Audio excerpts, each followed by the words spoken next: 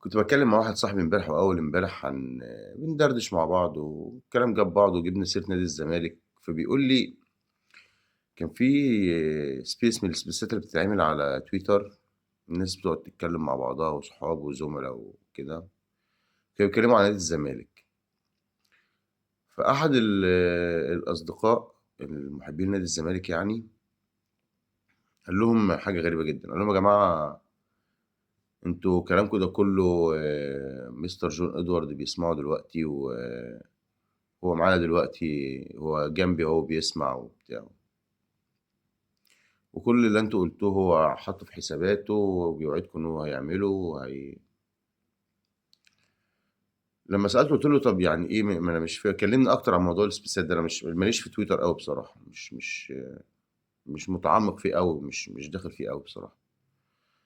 فقال لي: "ده في أعضاء مجلس إدارة وفي مسؤولين سابقين وحاليين بيدخلوا بأكونتات fake يسمعوا رأي الجمهور إيه ورأي الناس إيه وكلام الناس إيه." ويشوفوا الرأي العام على السوشيال ماشي في إيه، ويعملوه لتهدئة الرأي العام. يعني إيه بقى؟ يعني نادي الزمالك كده بيُدار عبر السوشيال، بيُدار عبر السوشيال يعني اللي عايزه السوشيال بنعمله، سواء هو الصح أو الغلط، أهم حاجة إحنا نهدّي الدنيا علينا، والدنيا ما تبقاش سخنة، والناس كلّها تبقى راضية على السوشيال. فهل ده نادي الزمالك؟ يعني هل الوضع ده يليق بنادي الزمالك؟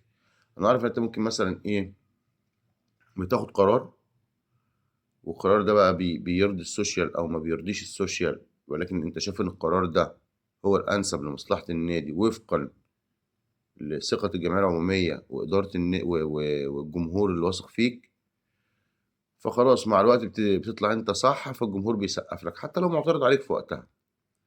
إنما العكس تشوفوا السوشيال عايز إيه وتعمله، دي مش طريقة إدارة نادي يعني نادي كبير بحجم نادي الزمالك، نادي كبير على مستوى أفريقيا. لو في حد يمكن أنا معلومتي غلط أو يمكن أنا وجهة نظري غلط، لو في حد عنده بقى وجهة نظر مختلفة عن دي يا ريت يقول لي يعني للسادة الخبرا في مجال الاستثمار الرياضي والإدارة الرياضية وإدارة الفرق وإدارة الأندية، يا ريت يعني يقولوا لي أنا صح والّا غلط.